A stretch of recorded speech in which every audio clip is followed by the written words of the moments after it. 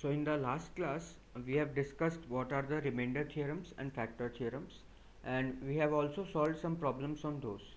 So let us continue to solve problems on factor and remainder theorems. So if f of x is a polynomial, if f of x is a polynomial with integral coefficients, with integral coefficients and f of 1 comma f of 2 both are odd, then prove that there exists no integer n, such that f of n is equals to 0. So it is given that f of x is a polynomial with integral coefficients. Means what? All the coefficients of f of x are integers, and f of 1 and f of 2, those values are odd, right?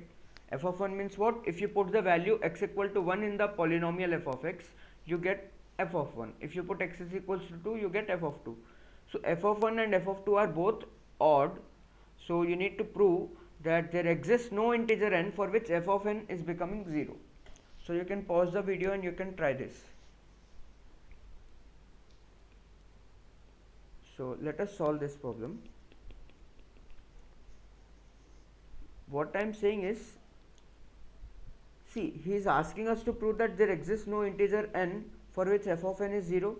I am assuming, let us assume on the contrary. Contrary means I'm trying to prove this by contradiction method. I'm assuming that there exists an integer n, for which f of n is equals to 0, right? Let us say if there exists an integer n for which f of n is equals to 0, now we will arrive at a contradiction and then we'll prove that our assumption is not possible, right? So see, if there exists an integer n for which f of n is 0, it means what? X minus n is a factor of f of x, right? This is what the factor theorem says. If f of a is 0, it means if you divide with x minus a, the remainder is 0. It means x minus a is a factor of f of x. So x minus n is the factor of f of x. So it means what? You can write f of x as x minus n times some g of x, where g of x is a polynomial with integral coefficients.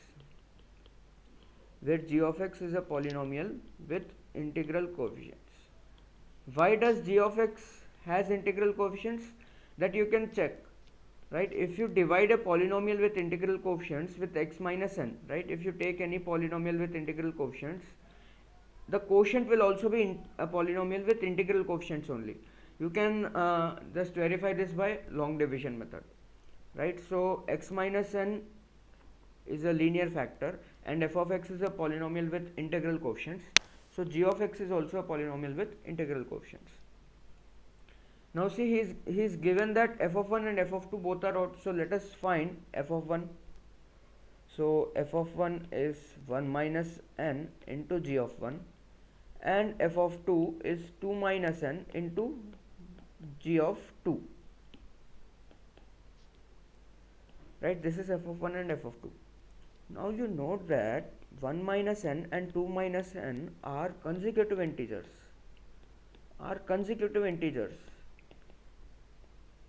right? Because these are adjacent, right? If you add 1 to 1 minus n, you will get 2 minus n. So these two are consecutive integers. So one of them must be even.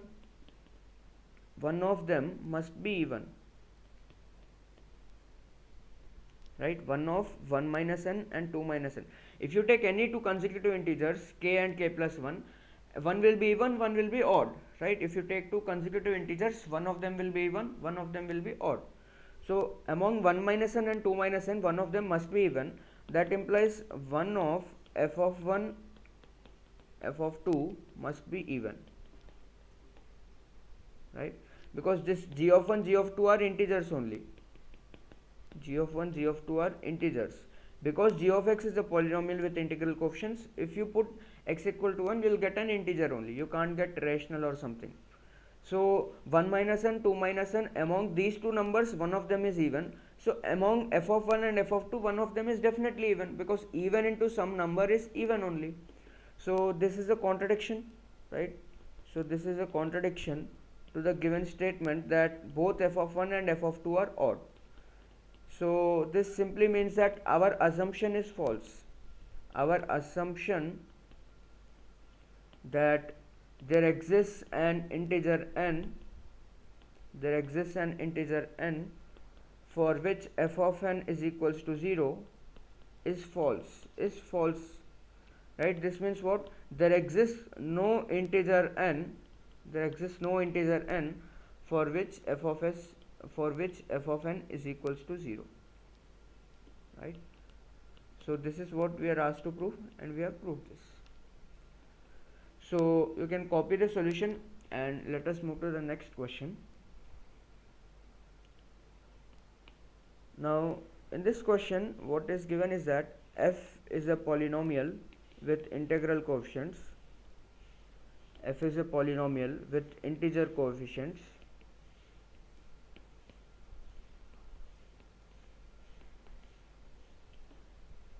such that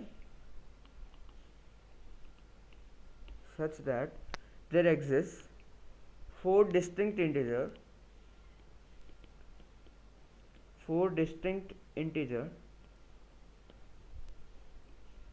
a1, a2, a3 and a4. There exists four distinct integer a1, a2, a3 and a4 with f of a1 is equals to f of a2 is equals to f of a3 is equals to f of a4 is equals to 1991. Now you need to show that there exists no integer b, such that f of b is equals to 1993, right? So it is given that f is a polynomial with integral coefficients, and there exists four distinct integers. Distinct means a1, a2, a3, a4 are all different, such that the value of f at a1, a2, a3, a4 is 1991. You need to prove that there can't exist any integer b for which f of b is 1993. So you can pause the video and you can try this. Yes, so let us discuss this problem. So see, suppose now I am proving this problem also by contradiction method only. So he is asking me to prove that there exists no integer b for which f of b is 1993. I am assuming there exists integer b for which f of b is equals to 1993. Okay, I am assuming that, say this is true, then I will arrive at a contradiction. So if f of b is 1993, fine. Now f of x is equals to 1991 for x is equals to a1, a2, a3 and a4. So I can write that f of x minus 1991 is equal to 0 for x equal to a1, a2, a3 and a4, isn't it? Now let us take this as a new polynomial, right? This entire thing I am taking as gx is equals to 0 for x equal to a1, a2, a3 and a4, right? And g of x is a polynomial with integral coefficients, because if you subtract 1991 from a polynomial with integral coefficients f of x, you will get a polynomial with integral coefficients only. So g of x is a polynomial with integral coefficients,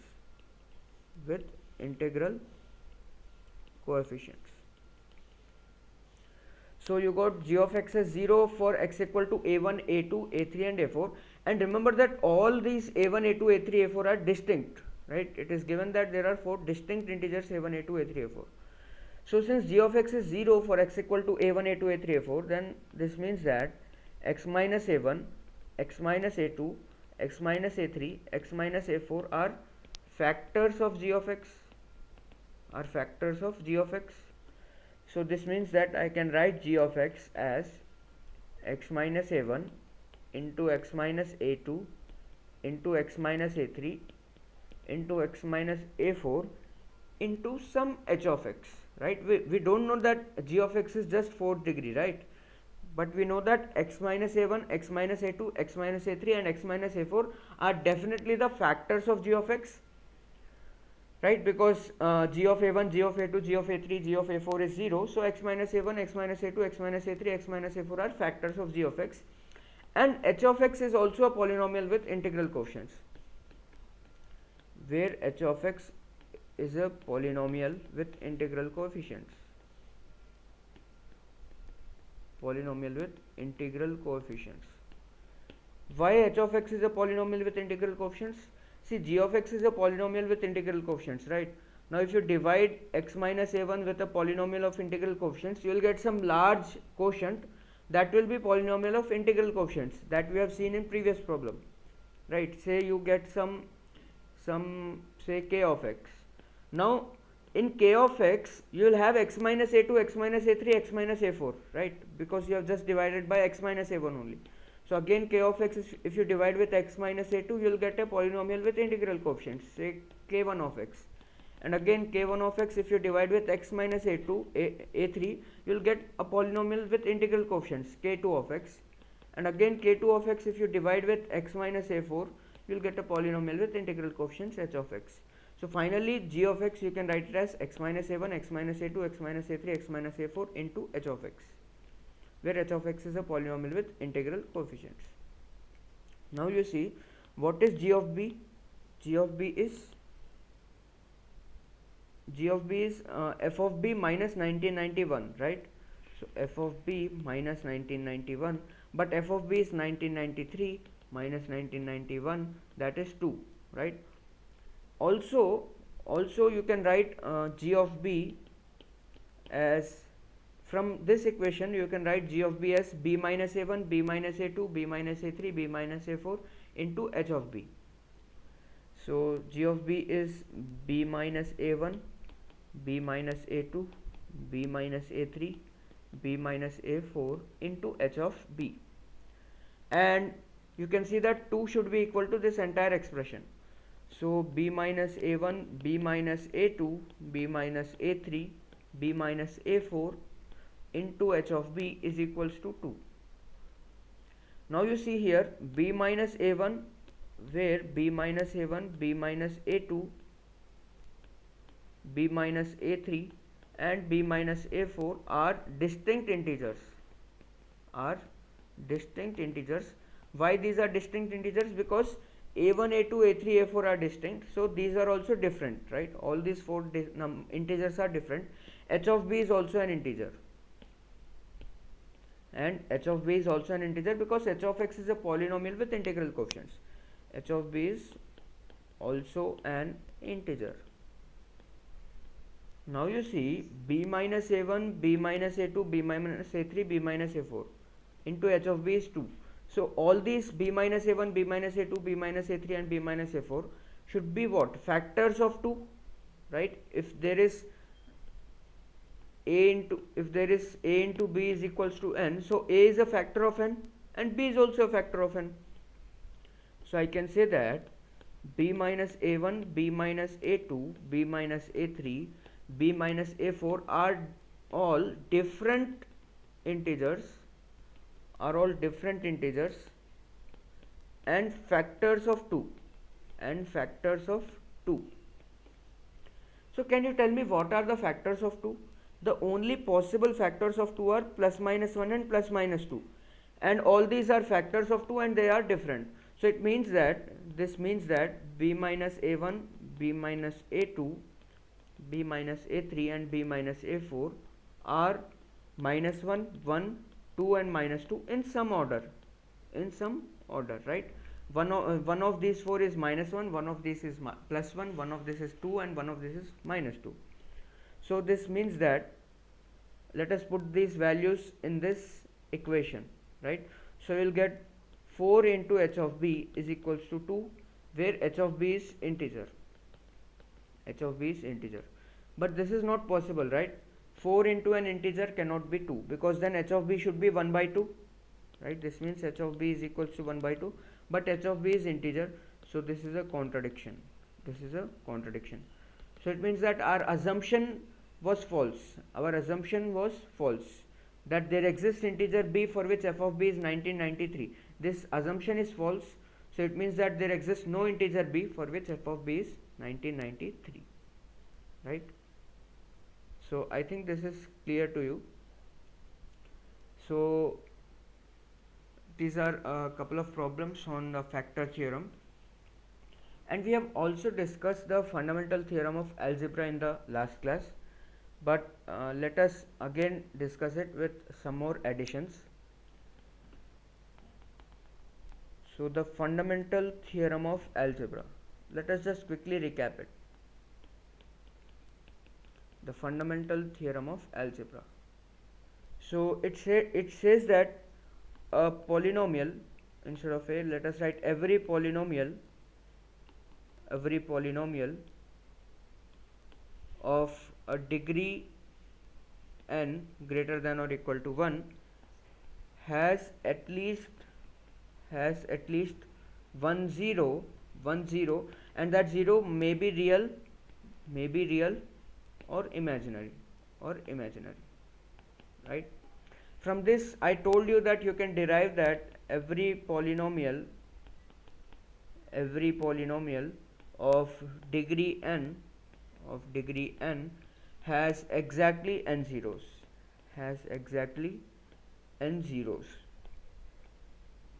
right? I told you that you can derive that every polynomial of degree n has exactly n zeros using this statement, right? And those n zeros, they might be real or non-real. Non-real means they are involving iota, that is they are imaginary. So some may be real, some may be imaginary, and something like that. And we told that if f of x has zeros alpha 1, alpha 2, and so on alpha n, then we can write f of x as some k times x minus alpha 1, x minus alpha 2, and so on x minus alpha n, right? This is what we have said. Now there are some important points here. See, all these zeros might not be distinct, that is, some of the zeros may repeat, right? So for example, what do I mean by repetition is, if you take f of x as x minus 1 whole square, right, then what are its zeros? If you equate it to 0, you will get x equal to 1 and x equal to 1, right? But you can't say that only x equal to 1, because since it's a quadratic expression, you should have two zeros. So x equal to 1 and 1 are zeros, right? So if I take f of x as x minus 1 whole cube into x plus 2 and into x minus 3 whole square, then zeros of f of x are, this is a 3 plus 1, 4 plus 2, 6th degree polynomial, so it should have 6 zeros. So 1, 1, 1, minus 2, 3 and 3, right? So 1 is repeated for 3 times and 3 is repeated for 2 times, fine. If you have x minus 1 whole cube, it means 1 is a 0 which is repeated for 3 times and 3 is a 0 which is repeated for 2 times, right? For example, if I have f of x is equals to, say, x minus 1 whole power 10 into x plus 2, it means zeros of f of x, then zeros of f of x are 1, 1, 1, so on 10 times and minus 2, right? So the 0, 1 is repeated for 10 times, fine. And in this we can add one more point, that if a 0 is repeated for m times, if a 0 is repeated for m times, then it is called a 0 of multiplicity m, then it is called a 0 of multiplicity m, right? So, or you can tell that m-fold root, that you can tell that alpha is a m-fold root of f of x. For example, you can say here 1 is repeated 10 times. So 1 is a root of multiplicity 10, or 1 is a 0 of multiplicity 10 of polynomial, and for equation we say roots, right? Similarly, here you can say that 3 is a root of multiplicity 2 and 1 is a root of multiplicity 3, right? So 1 is a root of multiplicity 3, right? Or you can say that 3 is a two-fold root. Two-fold root means it is repeated 2 times. Fine. So I think these are clear to you. Now you see, let us make an important point. So it is a very important point. It says that if f of x is a polynomial with rational coefficients, I mean, if you have rational coefficients, then you can convert it into a polynomial with integral coefficients. How? By taking an LCM, right? If you take an LCM, then you will get a polynomial of integral coefficients. So if f of x is a polynomial with rational coefficients or integral coefficients, and if a quadratic surd is a root of the equation f of x equal to 0, then its conjugate is also a root.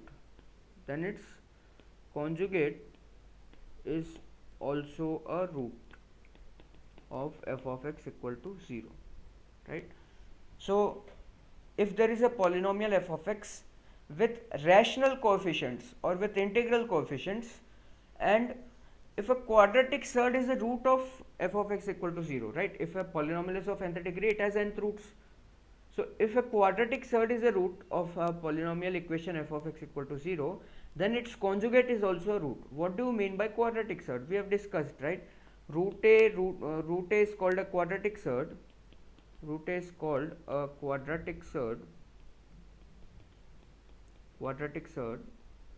If A is not a perfect square. Right?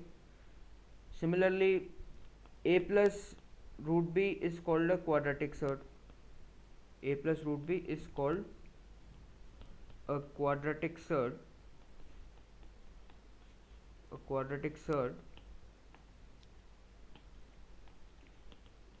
B is not a perfect square. So we have already discussed what is a quadratic surd, and we have also discussed what is a conjugate of a quadratic surd, right? We used it for rationalization. So conjugate of A plus root B is A minus root B, right? What is conjugate of simply root A? The conjugate of root A is minus root A, right? So it says that if A plus root B is a root, then A minus root B should also be a root. If root A is a root, then minus root A should also be a root. That is what the theorem says, right? So this is an important theorem. It says that if a f of x is a polynomial with rational coefficients or integral coefficients, and if a quadratic surd is a root of f of x equal to 0, then its conjugate is also a root, right? So if you have A plus root B as a root, then A minus root B will also be a root. If root A is a root, then minus root A will also be a root. Fine. So say for example, if f of x is a polynomial with rational coefficients, and 2 plus root 3 is a root of f of x equal to 0, 2 plus root 3 is a root of the polynomial equation f of x equal to 0, then 2 minus root 3 is also a root. Of f of x equal to 0, right? Similarly, if say root 2 plus root 3 is a root, then then you will have root 2 minus root 3 minus root 2 plus root 3 minus root 2 minus root 3. All these are also the roots of f of x equal to 0, right? For a polynomial with rational coefficients only, right? If a polynomial has coefficients irrational, then you can't say this, but for a polynomial with rational coefficients or integral coefficients, you can say this, right? If root 2 plus root 3 is a root, then root 2 minus root 3 minus root 2 plus root 3 minus root 2 minus root 3, all these will be coming as roots, right? Similarly, if root a plus root b plus root c is a root, then you will have plus minus root a plus minus root b plus minus root c are also roots of f of x equal to 0, right? So you will have 8 such types. I mean, you can have root a plus root b minus root c, root a minus root b plus root c, and so on. You will get 8 such type of surds here, right? Here you got 4, right? So if you take plus minus plus minus plus minus, you will get 8 possibilities here. So this is a very important statement, that if a polynomial f of x with rational coefficients has a quadratic surd as its roots, then its conjugate will also be a root of f of x equal to 0. Fine. So now let us make one more important theorem. Let us discuss one more important theorem. This says that if f of x is a polynomial with real coefficients, real coefficients means the coefficients are real, right? So a polynomial may have imaginary coefficients also, but most of the times generally a polynomial is given means we'll consider a polynomial with real coefficients only. So for a polynomial with real coefficients, if a plus ib is a root, then its conjugate, its complex conjugate, that is a minus ib is also a root of f of x equal to 0, right? A plus ib is a complex number, right? For a polynomial with real coefficients, you can have real roots or complex roots. We have seen that in quadratic equations we have got imaginary roots also, of the form minus 1 plus iota root 3 by 2 and something like that. So if you take any polynomial f of x with real coefficients, and if a plus ib is a root, then a minus ib will definitely be a root, right? For example,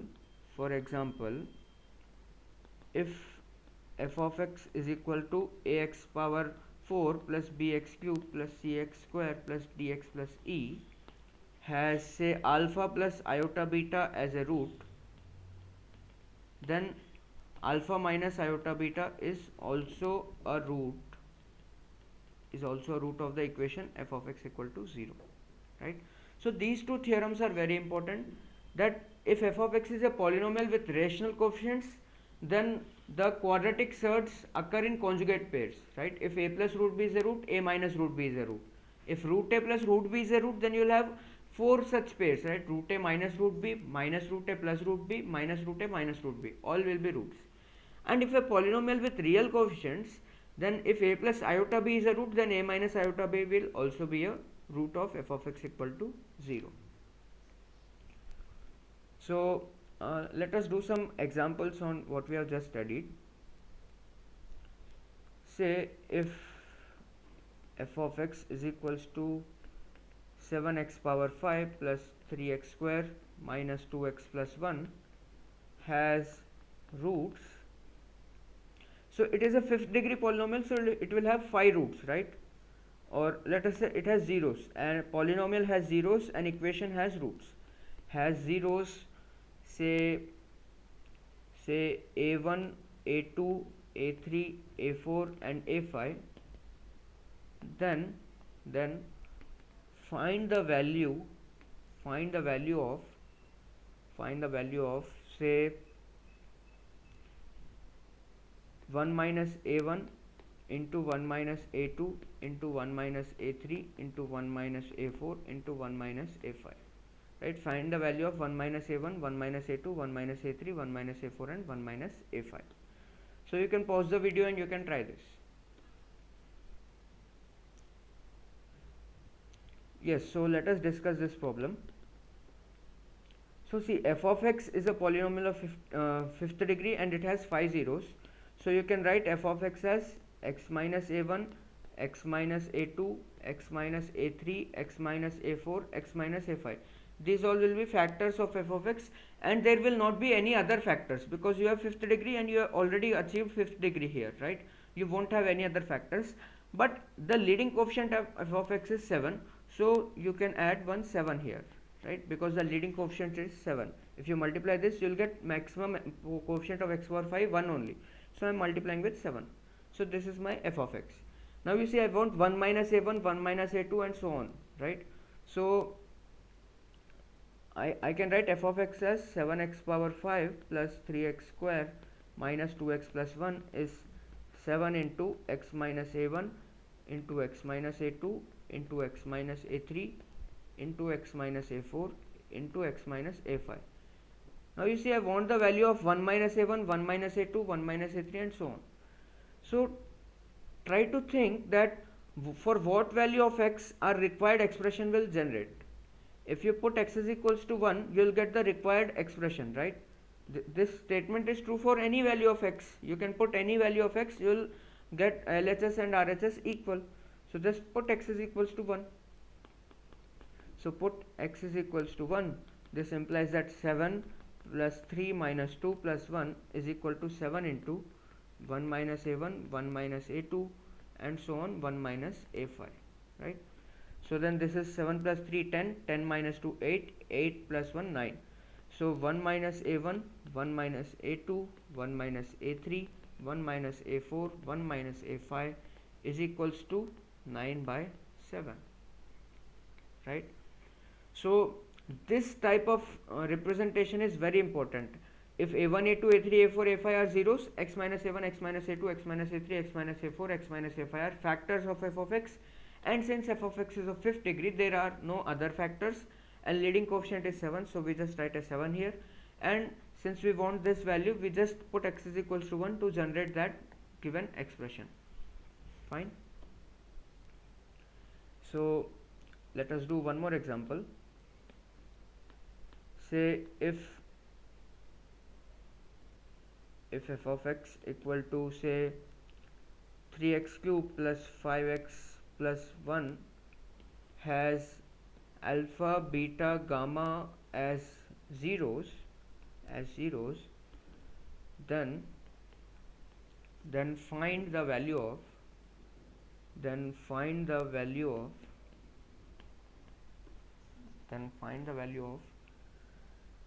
say 2 plus alpha into 2 plus beta into 2 plus gamma.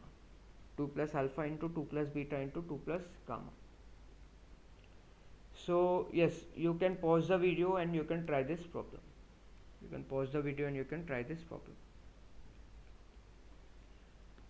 Yes, since f of x is third degree and you already know alpha, beta, gamma are zeros, so you can write f of x as x minus alpha, x minus beta, x minus gamma will be factors, and there is no other factor because it is third degree and we have already got third degree. And let us take the leading coefficient as 3, right?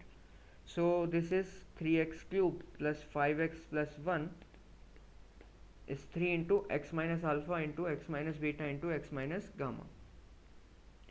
Now you see we want 2 plus alpha, 2 plus beta, 2 plus gamma. So what value of x will give you 2 plus alpha, 2 plus beta, 2 plus gamma?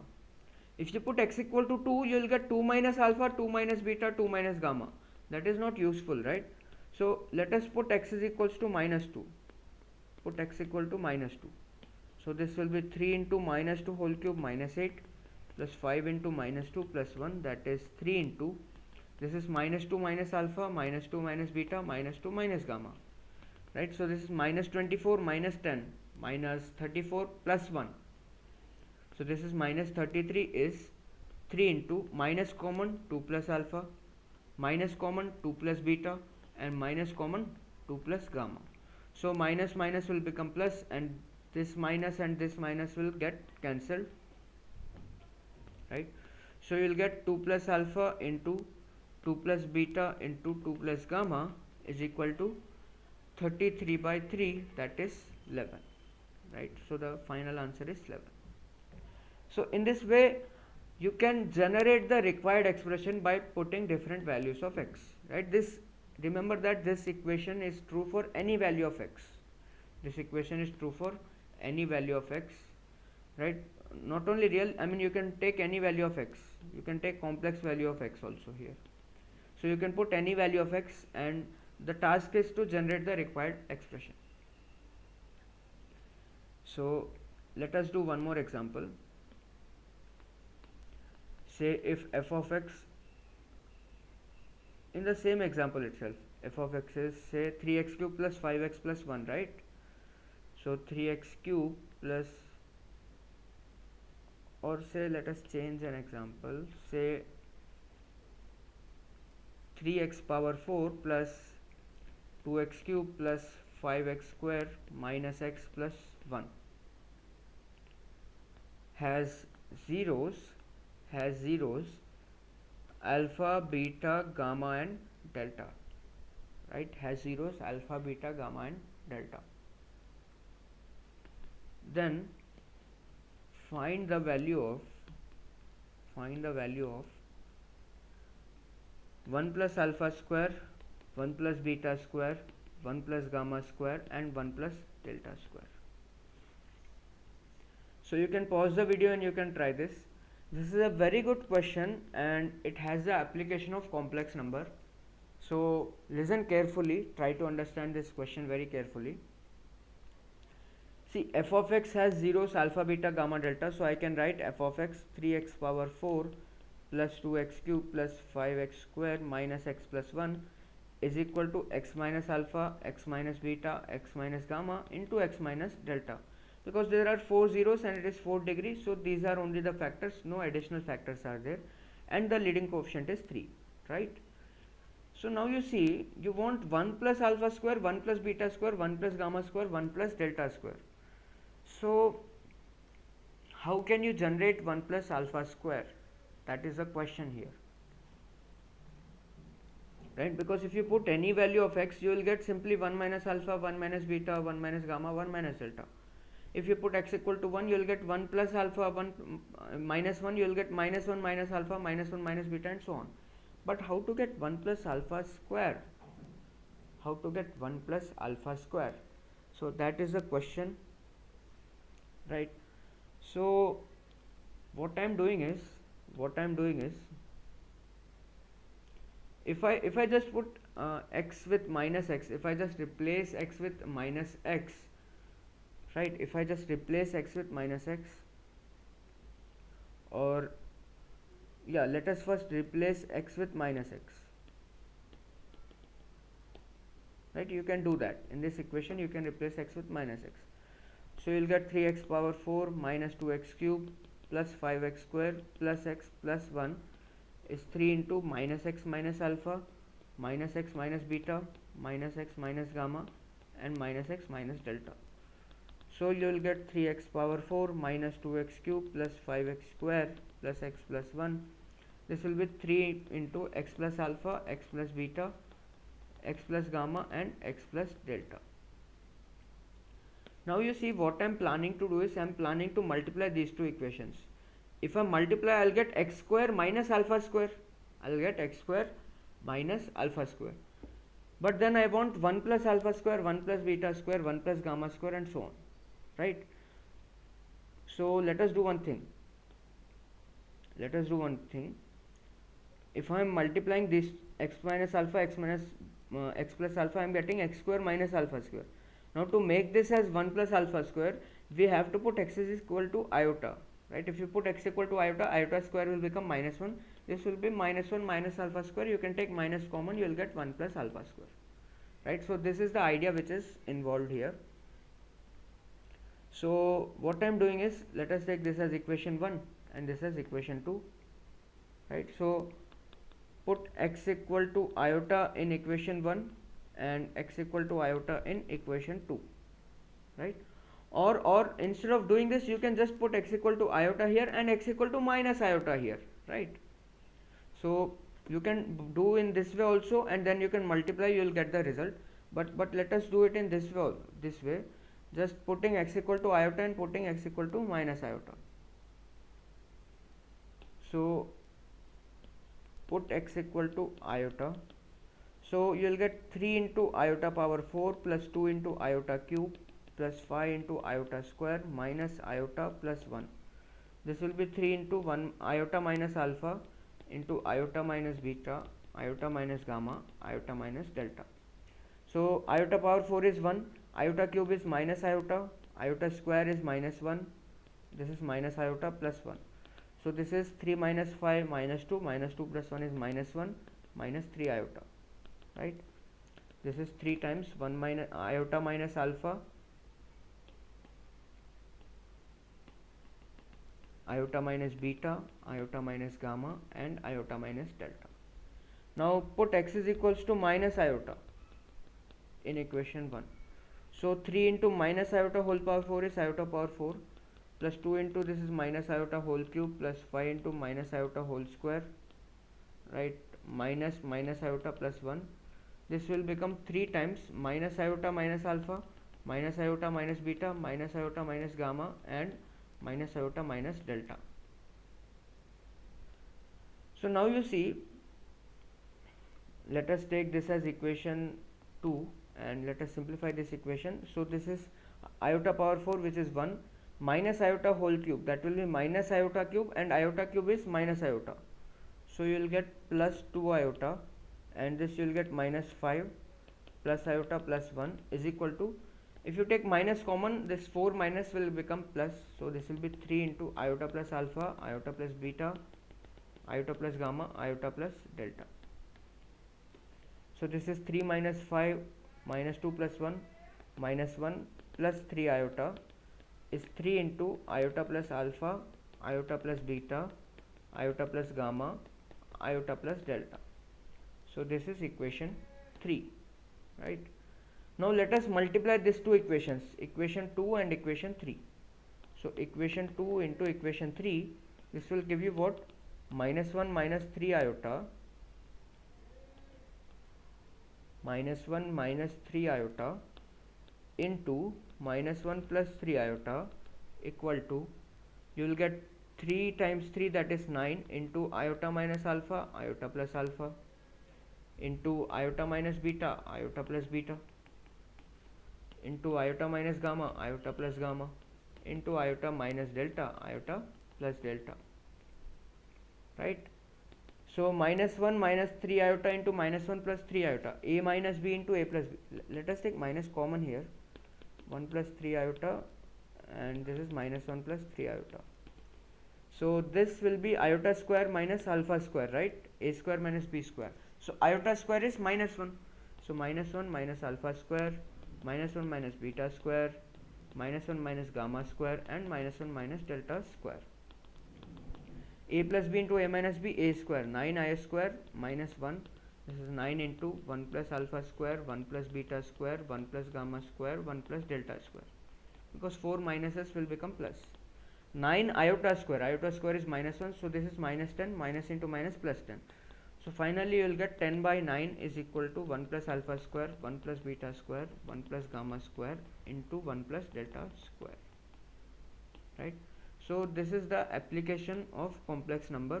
You have to put x equal to iota once, x equal to minus iota once, and if you multiply you will get iota square minus alpha square, and iota square is minus 1, so finally you will get 1 plus alpha square, right? Similarly, if you want say 4 plus alpha square, 4 plus beta square, 4 plus gamma square, 4 plus delta square, then you could have put x equal to 2 iota and x equal to minus 2 iota here.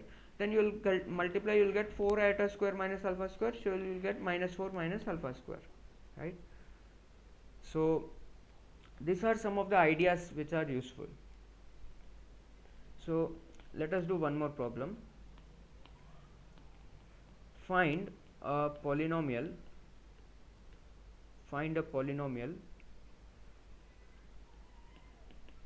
with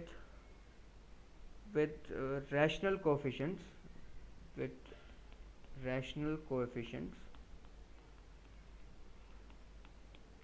of lowest degree, whose one root is root 3, right? So you need to find a polynomial with rational coefficients whose one of the root is root 3 and it should be of the lowest degree, right? So see, since a polynomial has rational coefficients, let us do by first method. First, let us just say that root 3 is a root of a polynomial, so take x is equals to root 3. Just you can tell that x minus root 3 is equal to 0 is a polynomial. I mean, you can say that f of x is equal to x minus root 3 is a polynomial whose root is root 3, whose one root is root 3, right? And it is first degree only. So if root 3 is a root, the least can be first degree polynomial. So you can say that this is the required polynomial, but this is wrong, because he said that the polynomial should have rational coefficients, but x minus root 3, this is not a polynomial with rational coefficients, right? Root 3 is not a rational number, so then this is not true, right? So what we do is x is equals to root 3. So to eliminate this irrational sign, we just squaring on both sides, you get x square is equal to 3, then you get x square minus 3 equal to 0. So then you can say that f of x is, say, k into x square minus 3 is required polynomial, right? All the coefficients are rational and root 3 is a root, definitely. So f of x is equal to k into x square minus 3 is the required polynomial. It is of lowest degree possible. You can't have lesser than second degree, right? Second method you can do is by the property which we know, that if root 3 is a root, then minus root 3 is also a root, of f of x equal to 0. So you can write f of x as x minus root 3, because root 3 is a root, so x minus root 3 is a factor, and minus root 3 is a root, so x plus root 3 is a factor. So you can say that f of x is x square minus 3, right? So you can say that even if you take k into x square minus 3, this is fine. So this is a polynomial required. This is a required polynomial, right? So let us do one more question.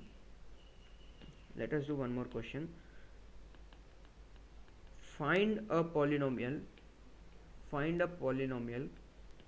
with integral coefficients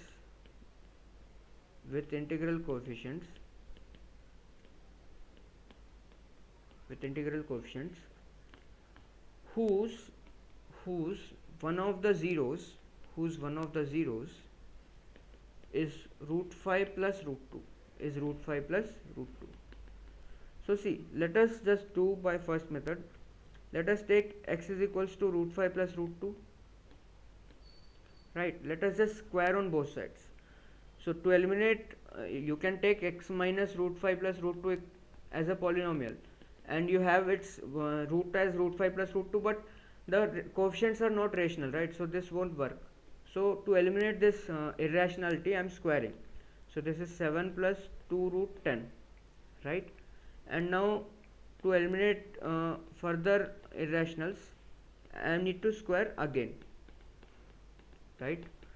So you will get x power 4 minus 14x square plus 49 is equal to 40. So x power 4 minus 14x square plus 9 equal to 0 is the required polynomial equation whose one of the zeros is root 5 plus root 2, right? And you can do it in another way also, that see, root 5 plus root 2 is a root. It means what? Root 5 minus root 2 is a root, minus root 5 plus root 2 is a root, and minus root 5 minus root 2 is also a root.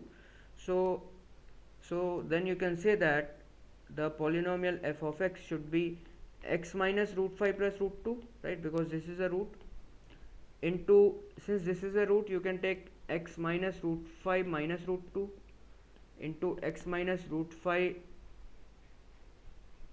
into x minus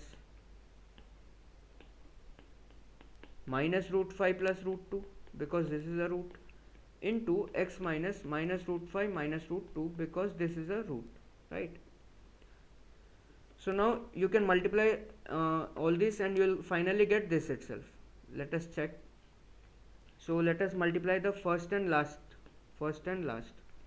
So this is x minus root 5 plus root 2 into this is x plus root 5 plus root 2, and this is x minus root 5 minus root 2 into this is x plus root 5 minus root 2. So a plus b into a minus b, that is a square minus b square. So root 5 plus root 2 whole square into again a minus b, a plus b, so a square minus b square. So this is x square minus this is 7 plus 2 root 10, so this is x square minus 7 minus 2 root 10 into x square minus 7 plus 2 root 10. Again this is a minus b into a plus b, so this is a square minus b square. So you can see that finally you will get x power 4 minus 14x square plus 49 minus 40, that is x power 4 minus 14x square plus 9. So the required polynomial is x power 4 minus 14x square plus 9. Of course you can add a constant k, still it will satisfy all the properties, right? You can just multiply to get the required polynomial, you can just multiply a constant k, right? So you can do it in any way. You can directly take x equal to root 5 plus root 2. This method will be useful so many times, or you can you can use the property that all these will be roots, and finally you will get the polynomial with least degree and all the coefficients are integers, right? So I think that the problems are clear to you, and this is it for today. If you have any doubts, then you can ask me and I'll send you the assignment in the group.